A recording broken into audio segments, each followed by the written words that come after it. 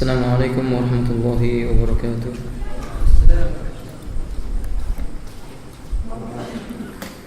Innal hamdalillah nahmaduhu wa nasta'inuhu wa nastaghfiruh wa na'udzu billahi min shururi anfusina wa sayyiati a'malina. Man yahdihillahu fala mudilla lahu wa man yudlilhu fala hadiya lahu. Asyhadu an la ilaha illallah wahdahu la syarika lahu wa asyhadu anna Muhammadan abdullahi wa rasulullah. Allahumma salli ala Muhammad wa ala alihi wa ashabihi wa man tabi'ahum bi ihsanin ila yaumiddin. Amma ba'du. Ikhwati rahimani wa rahimakumullah, kita lanjutkan kitab Al-Fusul fi Siratir Rasul. Pasal tentang Ghazwatu Uhudin, perang Uhud. Qala al-Imam Ibnu Katsir rahimahullah ta'ala,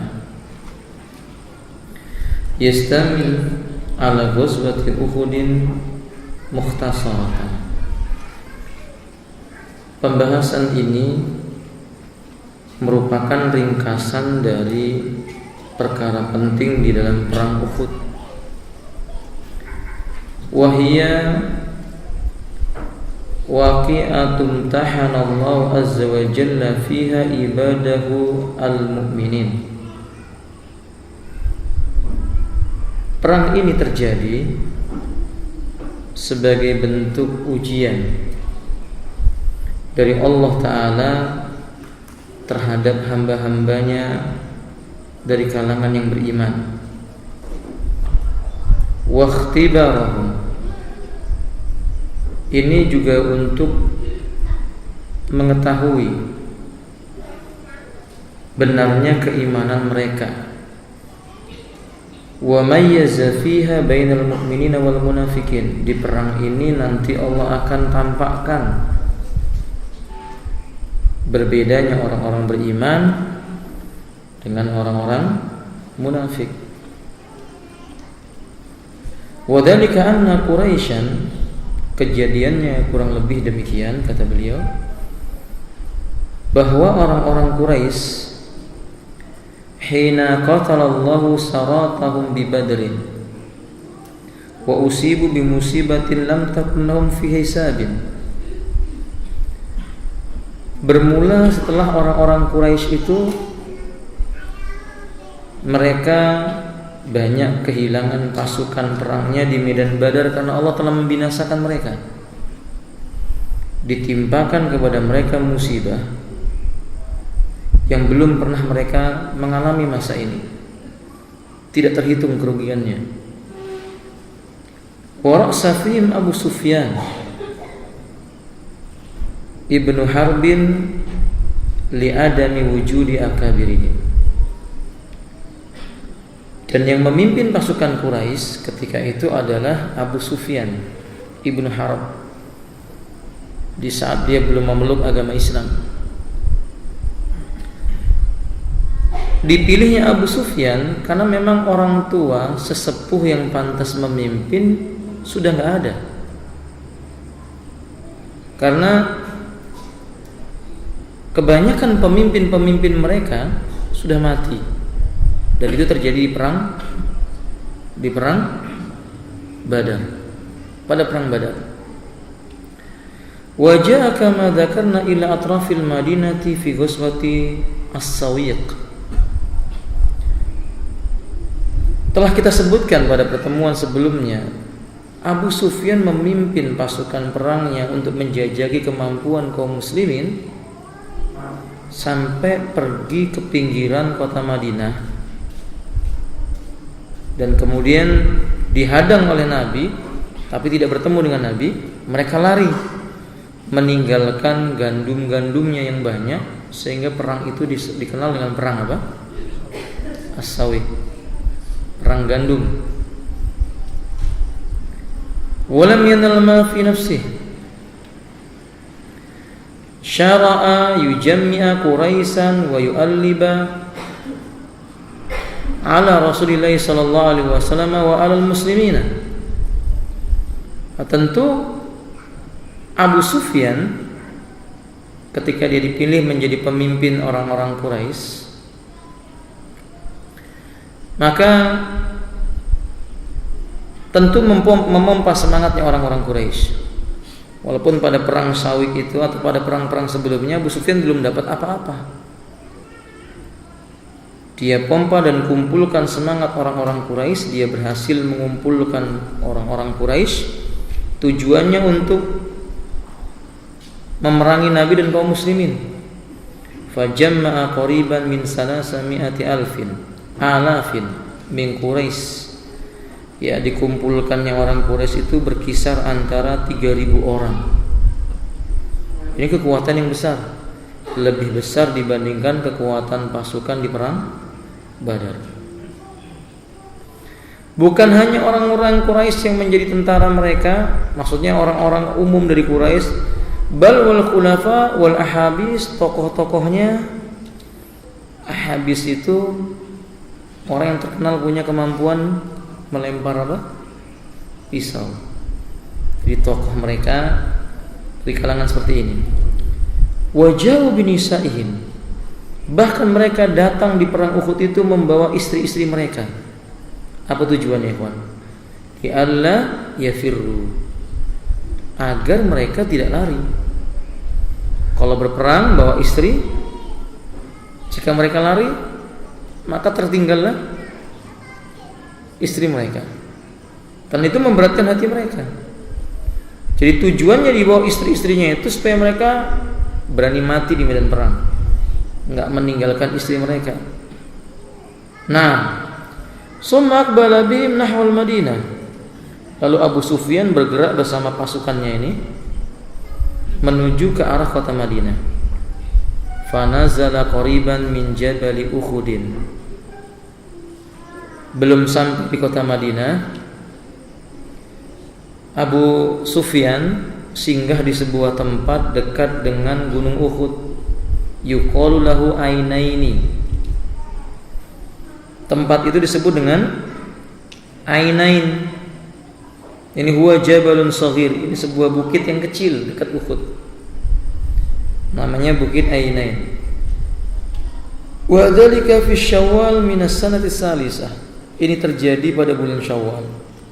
Jadi perang ini terjadi pada bulan Syawal pada tahun yang ketiga setelah hijrah. Mendengar kaum muslimin mendengar ketika orang-orang Quraisy ini berangkat dengan kekuatan 3.000 manusia dipimpin oleh Abu Sufyan, wastasyara Rasulullah sallallahu alaihi wasallam ashabahu. Maka Rasulullah sebagaimana kebiasaan beliau, dan ini mesti dicontoh, beliau mengumpulkan para sahabatnya lalu bermusyawarah. Ini seorang nabi yang diturunkan kepadanya wahyu, tidak berbicara dengan hawa nafsu. Jika ia keliru akan datang ayat Allah yang menegurnya, menasihatinya. Pun ternyata meminta para sahabatnya untuk bermusyawarah. Sisi ini menunjukkan bahwa nabi itu manusia, dan manusia yang punya kebijaksanaan dengan izin Allah Ta'ala. Ini ciri-ciri pemimpin yang baik, yang soleh, mendengarkan pendapat orang yang ada di sekitarnya. Semestinya seorang suami kepada keluarganya begitu. Kita kiaskan kondisi suami di rumah tangganya. Belajarlah bermusyawarah dengan perangkat-perangkat rumah tangga, dengan istri, dengan anak. Antum kalau kepingin anaknya sekolah di sini, di sekolah di situ, diajak musyawarah. Kalau anaknya sudah berakal, maksudnya sudah mumayyiz, atau sudah bisa menimbang baik dan buruk atau balik. Kalau masih taman kanak-kanak, antum ajak musyawarah, antum salah. Ya. Nah, musyawarah dulu, mau nggak sekolah di sana? Anak jangan ditawari kalau usia segitu. Anak segitu diarahkan sekolah di sana. Paham? Nah, kembali kepada pembahasan, musyawarah itu berarti bagian dari ajaran Islam. Adapun musyawarah Nabi meminta pendapat para sahabat, ayakhruju ilaihim am yamkus fil Madinah. Haruskah mereka ini menyongsong pasukan Quraisy tadi atau bertahan di dalam kota Madinah saja? Fabadara jama'atun min fudala'is sahaba mimman fatahul khuruj yauma badrin ila al-isyarati bil khuruj ilaihim. Mendengar ucapan Nabi meminta saran keluar ataukah menyongsong ataukah bertahan di Madinah, segeralah sekelompok dari pembesar-pembesar sahabat, terutama mereka-mereka yang dahulu ikut berperang di medan Badar, pemuda-pemudanya juga, seketika itu mereka memberikan pendapat bil khuruji ilaihim, disongsong saja mereka, jangan ditunggu di Madinah kelamaan, disongsong ke sana dengan berbagai macam pertimbangan, agar di Madinah terasa tentram orang yang beribadah, agar mereka tidak masuk ke dalam bagian tanah haram, dan banyak lagi hikmahnya. Akan tetapi wa nahu alaihi sallallahu alaihi wasallam fi dzalik wa asyara Abdullah bin Ubay bin Salul bil maqami bil Madinati. Nah, ketika saran yang pertama ini diungkapkan dan para sahabat mendesak agar Nabi untuk terus keluar dari Madinah melawan mereka, Nabi diam. Tiba-tiba ada seorang laki bernama Abdullah bin Ubay bin Salul. Ini tokoh munafik. Dia berpendapat jangan, sebaiknya bertahan di kota Madinah saja. Untuk melihat. Dan orang yang seperti ini, yang menyarankan supaya tetap tinggal di kota Madinah saja ini, ada banyak faktor. Pertama, takut karena hartanya akan hilang. Kedua, pada dasarnya memang mereka tidak ingin berperang. Ketiga, memang mereka ingin menggembosi pasukan kaum muslimin. Itu sifat orang munafik. Nah, di sini Allah katakan, penulis tadi katakan bahwa di perang ini Allah akan bedakan dengan jelas siapa munafik dan siapa mukmin yang sejati. Kelihatan dari awal. Nah, Abdullah bin Ubay bin Salul menyarankan tinggal di kota Madinah saja. Wa tabi'ahu ala dzalika ba'dus sahabah. Fa alah ulaika ala Rasulullah sallallahu alaihi wasallam. Sebagian sahabat pun mengikuti pendapat ini. Dan itu bukan berarti para sahabat munafik, tidak. Sahabat tidak mungkin punya sifat munafik besar. Orang muslim tidak mungkin seperti itu di zaman Nabi. Karena sahabat itu takrifnya apa, Abu Laila? Apa pengertian sahabat?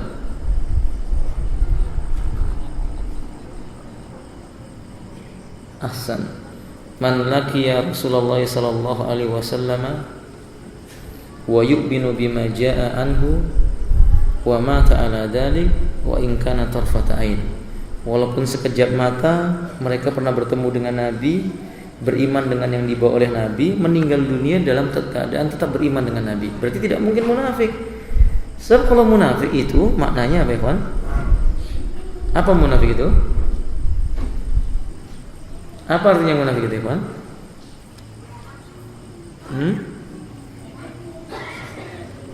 Menyembunyikan? Masa keislamannya disembunyikan? Kekafirannya yang disembunyikan.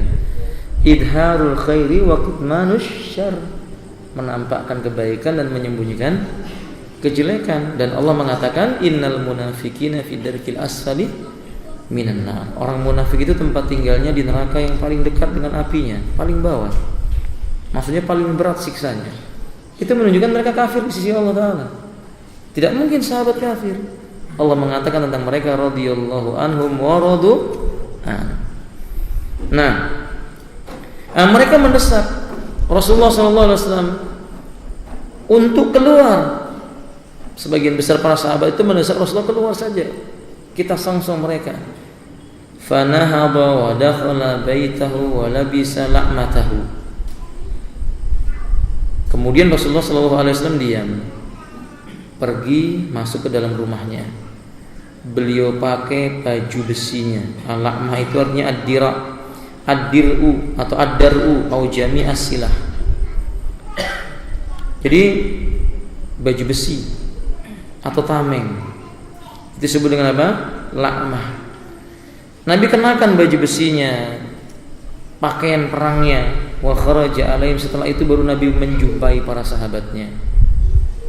Wa qadin sana azmu ba'di ulaika faqalu, melihat Nabi memakai pakaian perang sebelum para sahabat memakai, sahabat-sahabat yang lainnya menjadi kasihan, sedih.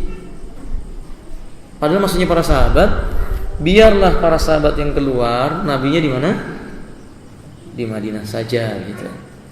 Tapi enggak, Nabi mencontohkan dia kenakan baju besinya, dan para sahabat akhirnya berkata kepada Nabi, ya Rasulullah sallallahu alaihi wasallam, in ahbabta an tamkusa fil madinati faf'al. Bila engkau suka tinggal di Madinah saja, lakukanlah ya Rasulullah, tidak usah keluar. Demikian para sahabat. Itu menunjukkan apa ya? Betapa para sahabat itu sangat sayang, sangat cinta kepada Nabi SAW. Mereka lebih memilih kulit mereka yang terluka atau nyawa mereka yang meregang dibandingkan kulit Nabi yang terluka dengan sayatan pedang musuh, panah musuh. Sahabat lebih senang kalau mereka yang mati. Sahabat lebih senang kalau mereka yang terluka dibandingkan kulit Rasulullah SAW. Ini sayangnya para sahabat. Berarti benar ucapan Abdullah bin Mas'ud, fayanduru quluban nasi fawajada qalba ashabi Muhammadin sallallahu alaihi wasallam khairul khulq. Allah memandang kepada hati manusia lalu menjumpai ternyata hati para sahabat Nabi sebaik-baik hati setelah hatinya Nabi Muhammad sallallahu alaihi wasallam. Allah pilih mereka sebagai apa? Wizara, pembantu-pembantunya Nabi untuk melaksanakan tugasnya sebagai wazir. Nah, kita kembali kepada pembahasan. Lalu kata beliau selanjutnya, mendengar ucapan para sahabat ini, faqala, Nabi menimpali, ma yanbaghi li nabiyyin idza labisa la'matahu ayyadhaha hatta yuqatila. Kata beliau, hatta yuqatila. Beliau mengatakan, ya enggak pantas, tidak pantas seorang nabi yang telah mengenakan pakaian perangnya, busana perangnya, ia tanggalkan sebelum ia maju berperang. Apakah ia yang membunuh ataukah ia yang terbunuh? Artinya nggak pantas kalau Nabi sudah pakai baju perang lalu ditanggalkan lagi, itu aib. Ini mengajarkan untuk memiliki sifat apa ya kawan? Berani. Kalau sudah punya niat yang lurus ke depan, bismillah, jangan nengok ke belakang. Maksudnya nengok ke belakang itu jangan mundur gitu ya. Kalau antum pergi nengok-nengok belakang ya boleh aja itu. Jangan antum ambil letterbox-nya loh, nanti antum ambil letterbox-nya. Artinya Nabi mengajarkan kepada para sahabat, jiwa seorang mujahid itu begitu, jiwa seorang muslim itu begitu, jiwa seorang pejuang Islam sejati kalau dia sudah mengenakan baju perangnya, meniatkan mencari kemuliaan di jalan Allah Ta'ala, tidak ada apapun yang bisa menghalanginya memandang ke belakang lagi, tidak ada, karena mereka hendak mencari keridhaan Allah Azza wa Jalla. Ini pelajaran besar. Tanamkan ini dalam diri anak-anak kita. Berikan kepada mereka pelajaran yang seperti ini supaya mereka tahu begitu nabinya dalam mencari keridhaan Allah Taala. Kalau perkara mati, mereka yakin itu datang dari ketentuan Allah Azza wa Jalla. Dan orang-orang munafik ini, ketika mereka itu berangkat perang bersama Nabi di medan Uhud ini, di tengah jalan mereka pergi lalu menggembosi sebagian kaum muslimin, jangan pergi ke medan perang, nanti kalian akan binasa, maksudnya mati. Tapi para sahabat yakin bahwa yang namanya mati jangankan perang, enggak ikut perang saja mati. Maka Anda lihat dalam kisah ini, wa kharaja ila Uhudin fi alfin, Nabi membawa pasukan perang cuma sepertiga pasukannya orang Quraisy. Kalau Quraisy tadi berapa? 3.000, berarti 1.000 kurang lebihnya. 1.000 pasukan perang. Falamma kana bi ba'di tariqi, afwan, sebelumnya. Kalimat sebelumnya kelewatan ya. Wa utiya alaihi salatu wasalam bi rajulin min Bani Najjar fa shalla alaihi. Ketika Nabi mau pergi berangkat perang bersama para sahabat, ternyata ditampakkan oleh Allah tanda kekuasaannya. Didatangkan di hadapan Nabi seorang lelaki Bani Najjar, berarti Ansor ya. Ia meninggal dunia, didatangkan di pada Nabi untuk disolatkan. Ini pelajaran. Sebenarnya peringatan bagi kaum muslimin, bagi kaum muslimin dan orang-orang yang gembosi kaum muslimin itu, orang-orang munafik, ketika mereka mengatakan jangan berangkat perang nanti mati. ditampakkan oleh Allah Ta'ala. Ini loh si fulan, kira-kira begitu maknanya, nggak ikut perang, belum perang aja mati. Lalu apa yang membuat kalian takut untuk menyongsong kematian kalau memang di atas kebenaran? Itu maksudnya, alhamdulillah. Belum berangkat aja sudah ada yang mati, menunjukkan mati itu bukan karena perang, tapi Allah telah menakdirkan batas usianya. Alaysa kadzalik? Alaysa kadzalik? Allah mengatakan dalam Al-Quran Al-Karim, likulli ummatin ajal. Setiap umat itu pasti ada batas usianya.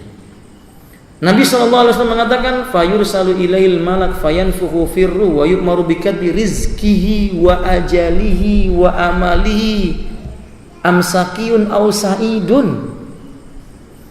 Diutus ke dalam perut ibunya itu seorang malaikat, ditiupkan kepada janinnya ruh, diperintahkan menuliskan tentang batas rezekinya, usianya, amal perbuatannya, bahagia ataukah sengsara, dituliskan oleh Allah Subhanahu wa taala ketentuannya. Dan ini keyakinan kaum muslimin, dan itu pelajaran besar buat kita, ikhwati rahimahullah. Maka dalam memperjuangkan agama Islam jangan takut mati. Setiap orang akan mati. Kematian manusia telah dituliskan, tapi Allah merahasiakan kapan matinya kita supaya kita punya cita-cita yang tinggi. Milih mati itu milih mati yang mulia, mati yang bermakna husnul khotimah. Wallahi ikhwan, jangan pilih mati yang membawa laknatnya Allah.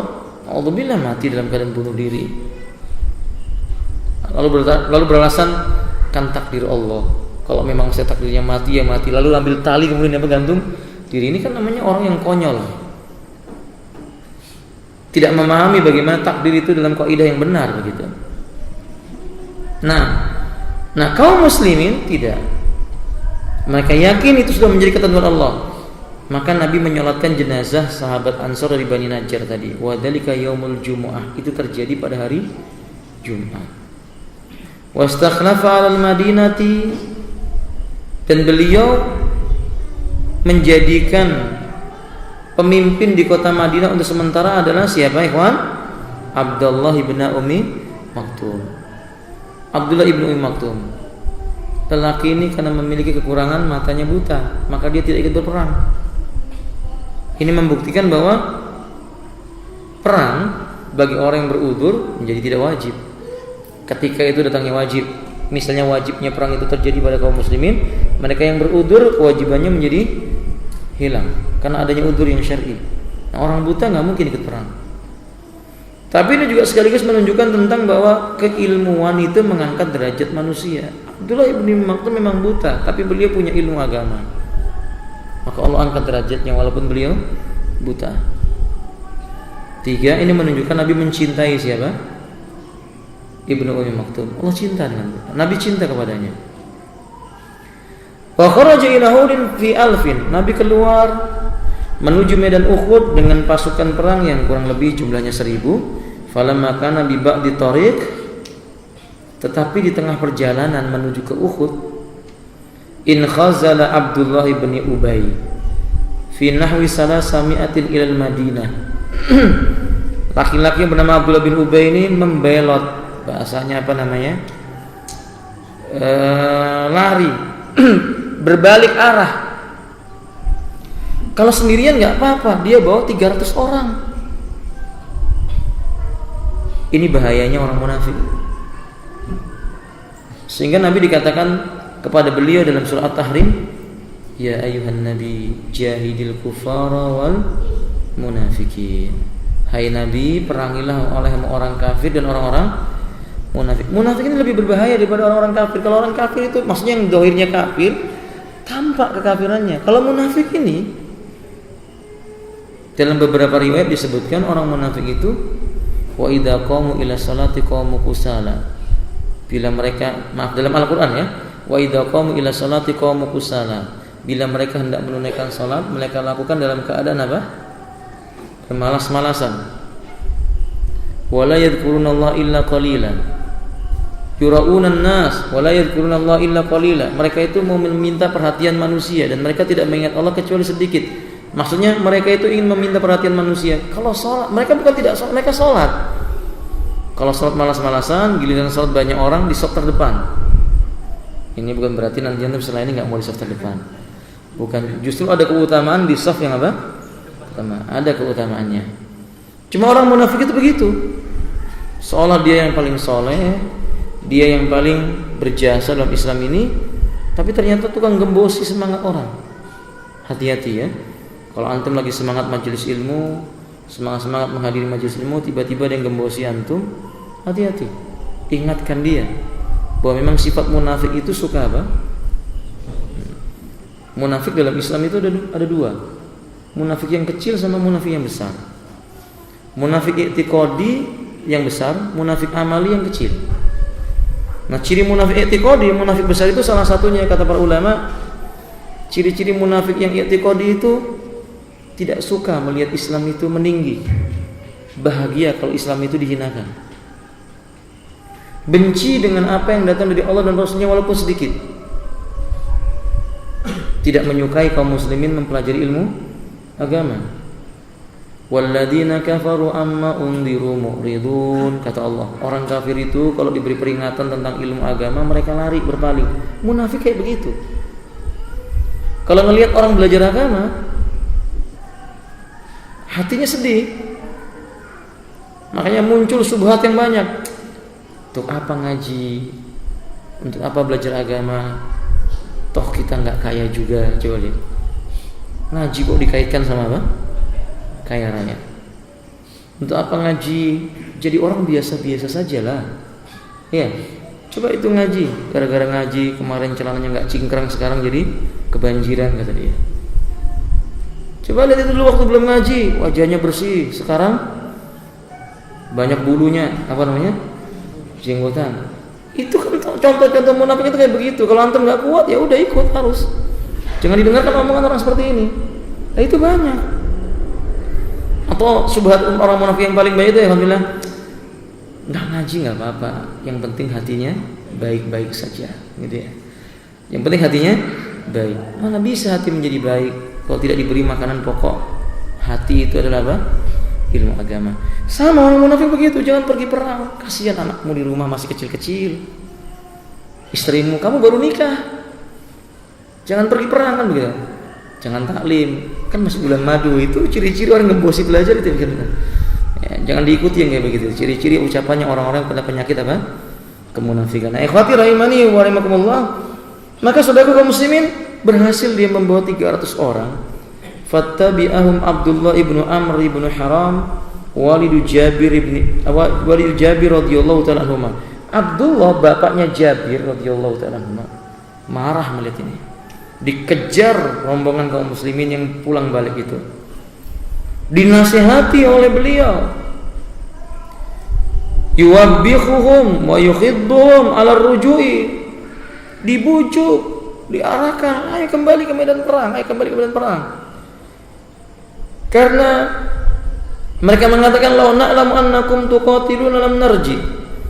Kalau seandainya kami tahu bahwa kalian itu berperang, kami tidak akan pulang. Falamma abau, maksudnya begini, ya kalian contohkan dulu lah, nanti kamu mengikuti, begitu kurang lebihnya begitu. Orang munafik itu begitu, kalian contohkan dulu, nanti saya baru ikut begitu. Kayak kaumnya siapa? Musa. Kaumnya Musa ketika Musa dengan Harun mau mendatangi Fir'aun, kata kaumnya Musa, pergilah kamu bersama saudara menghadap apa? Fir'aun, kami tunggu dari sini. Contoh ini. Falamma abaw alai raja'anhum wasabbaun. Abdullah sudah berusaha untuk menasihati, ternyata mereka enggan berbalik, dicela oleh Abdullah, dimaki oleh Abdullah. Ini menunjukkan bahwa apa? Memang orang-orang yang pantas dicela boleh dicela. Tapi ini tentu memandang maslahat dan mudarat. Kalau yang mencela Abdullah, mereka enggak berani apa-apa. Paham? Dan tentu ada hikmah yang besar di sana. Kemudian wastaqalla Rasulullah sallallahu alaihi wasallam biman baqiya ma'ahu hatta nazala sa'bi ukhudin fi adwatil wadi ilal jabal. Akhirnya pasukan Nabi pun berkurang, berkisar 700 sekian saja. Tapi ini tidak menyurutkan semangat Nabi dan para sahabat untuk tetap berperang. Beliau berangkat bersama dengan sisa-sisa pasukan yang ada mendekat ke salah satu sisi di mana? Di Bukit Uhud, di sebuah lembah yang ada di sana, ya. Faja'ala dhahrahu ilal Uhudi. Beliau menjadikan Gunung Uhud di belakangnya, maksudnya membelakangi Gunung Uhud. Posisinya itu membelakangi Gunung Uhud. Ada yang pernah umrah? Ada yang pernah umrah, Ikhwan? Ada ya? Kalau Anda berdiri di bukit kecil namanya Jabal Rumat. Bukit kecil Jabal Rumat. Di samping kanannya saya bingung arahnya itu ya. Ada jalan yang kecil. Jalan ini yang diperintahkan oleh Nabi agar pasukan memanah menghadap ke jalan ini. Berada di Bukit Rumat, Jabal Rumat. Di belakang Jabal Rumat, kalau kita menghadap Jabal Rumat, di belakangnya atau sepanjangan samping kirinya itu yang disebut dengan Jabal Uhud. Gunung Uhud. Jadi Gunung Uhud itu yang besar. Panjangnya kurang lebih 8 km. Gunung Uhud itu. Bukan yang kecil itu, yang kecil itu Jabal Rumat, tempat di mana pasukan memanahnya kaum muslimin diletakkan. Nah, kaum muslimin kan kadang salah paham. Oh, kita ke Uhud, naiklah ke Jabal Rumat. Oh, ini Gunung Uhud. Ternyata Gunung Uhud yang di belakangnya. Yang Nabi mengatakan, "Nuhibbu Uhuda wa tuhibbuna." Gunung Uhud mencintai kita, kita pun mencintai Gunung Uhud. Berarti Gunung Uhud itu hidup. Bertasbih memuji Allah. Mereka mencintai Nabi dan para sahabat. Sahabat mencintai Gunung Uhud. Nah, faham ya, kawan? Ini pasukan Nabi SAW. Ketika itu Nabi membelakangi Bukit Uhud, ya. Wa nahan nasa 'anil qitali hatta ya'murahum. Ketika mau terjadi perang, Nabi memerintahkan manusia jangan mendahului perang, tunggu perintahnya Nabi. Apapun yang mau dilakukan, mesti menunggu perintahnya Nabi SAW. Termasuk beberapa orang di tempat oleh Nabi. Falamma asbaha ta'abba'u alaihi salatu wassalam lil qitali fi ashabi wa kana fihim 50 farisan. Ketika pagi hari, Nabi menata siapa di mana tempat ini, siapa saja Nabi atur. Nabi tempatkan 50 pasukan berkuda di depan. Kemudian Nabi menjadikan pemanah kurang lebih 50 orang juga berada di gunung atau di bukit apa tadi? Jabal Rumat. Nah, dipimpin oleh Abdullah bin Jubair al-Ausi. Lelaki ini didoakan oleh Allah, panahnya itu didoakan oleh Rasulullah SAW agar panahnya diberkahi oleh Allah. Maka tidak satu anak panah pun yang melesat dari beliau pasti mengenai musuh dengan izin Allah. Bahasa kita apa ya, kawan? Sniper ya. Iya, sniper toh? Betul ya, kawan? Berarti di zaman Nabi ada. Nabi suka dengan pemanah. Nabi selalu mendoakan para pemanah sniper. Maka antum yang sedang latihan apa ini? Perang-perangan itu kan ya? Ya belajar jadi sniper boleh. Itu sunnah. Karena mungkin panah sekarang sudah nggak berlaku lagi ya. Panah paling jaraknya berapa kilometer, kalau senjata mungkin lebih daripada itu. Nah, maka nggak apa-apa. Di zaman Nabi diajari itu. Faedah yang bisa kita ambil, ikhwati rahimanillah. Jadi ada beberapa perkara yang ditekankan agar dipelajari oleh kaum muslimin dalam masalah ketanggasan. 3 perkara. Satu apa ya, kawan? Berkuda. Nabi suka kaum muslimin belajar berkuda. Kedua apa? Memanah tadi, atau jadi apa ya, kawan? Jadi sniper tadi itu disukai. Penembak jitu. Ketiga apa ya, kawan? Mengolah kekuatan tubuh dari atas kepala sampai ke kaki. Berenang. Itu olahraga paling baik insyaallah. Berenang. Jadi kalau antum tidak pandai berkuda, antum tidak pandai menembak, antum punya badan yang kuat, maju di baris depan. Alhamdulillah. Nah, di zaman Nabi nggak ada sepak bola, nggak ada apa namanya itu, nggak ada futsal, nggak ada. Tapi boleh, antum olahraga itu juga tidak dilarang loh masalah ini. Apa yang bisa kita ambil? Persiapkan istiqdad. Istiqdad ini untuk mempersiapkan karena ibadah, bukan mau cari-cari musuh, bukan. Tapi Islam mengajarkan kita waspada. Dan kewaspadaan itu sifat dasar sifat dasar yang mesti dimiliki oleh seorang muslim. Paham tuh? Karena memang tidak semua orang diberi oleh Allah keutamaan dari segi mampu dalam masalah pelajaran, ya kawan. Enggak semua sahabat Nabi itu hafal Quran, enggak. Sebagaimana antum enggak semuanya antum menulis. Jadi mungkin antum yang enggak menulis, antum kepingin ini kan jadi apa? Jadi tukang pukulnya gitu kan ya. Kalau ini kan tukang tulis ya, yang lainnya tukang apa? Tukang pukul. Maksudnya antum kuat dalam masalah fisiknya enggak apa-apa, boleh, enggak masalah. Yang penting antum punya salah satunya. Yang jadi masalah antum juga enggak nulis, kemudian enggak apa? Enggak pandai juga dari gerak tubuh antum. Nah, ini apa yang mau dipersiapkan? Dipersiapkan sungguh-sungguh. Akal persiapkan, hati dipersiapkan, kekuatan fisik juga dipersiapkan. Karena akan terjadi badar-badar yang berikutnya, Uhud yang berikutnya, dan kita berharap Uhud ini jadikan pelajaran.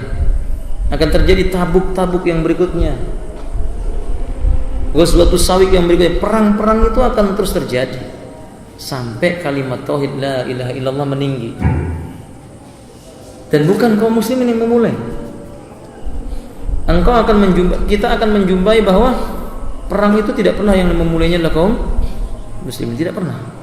Selalu yang memulai adalah orang-orang yang membenci Islam.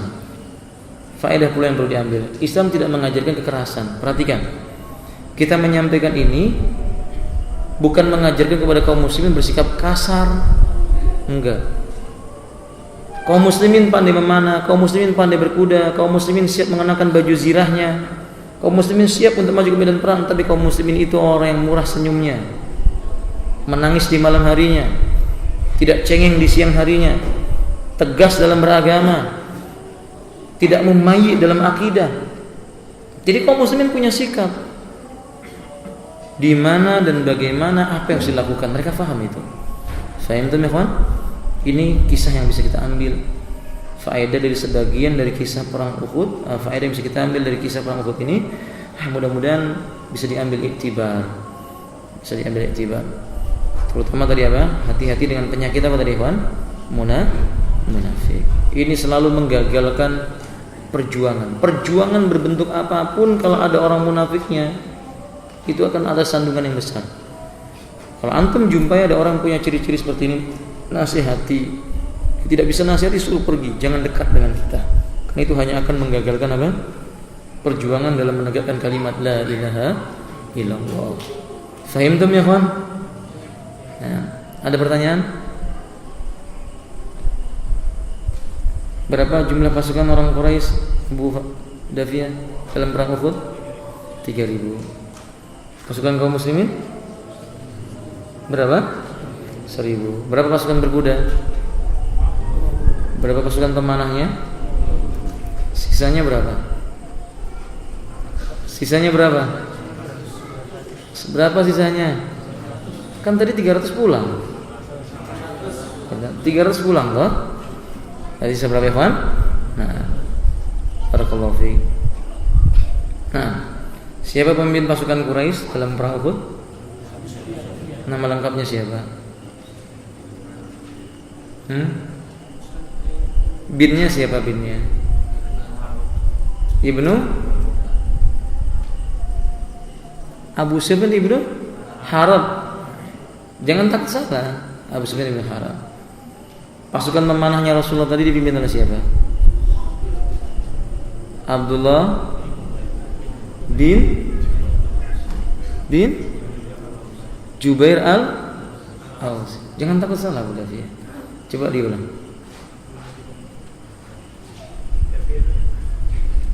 Jubair al-Tayyib. Barakallahu fiik. Nah, sampai di sini alhamdulillah ya. Semoga bermanfaat. Hafalan kita sampai di mana? Sudah hafal kan? Bapak-bapak sudah hafal? Belum? Ya kalau belum nggak apa-apa. Hari Minggu nanti kita akan ulangi hafalan kita ya. Surat apa ya, Pak? An-Naba, An-Naziyah dan apa? Abasa. Diulang-ulang ya, Pak ya. Walaupun di sini tidak diulang, antum coba diulang. Akhiru da'wana alhamdulillahirabbil alamin. Subhanakallahumma wa bihamdika asyhadu an la ilaha illa anta astaghfiruka wa atubu ilaik.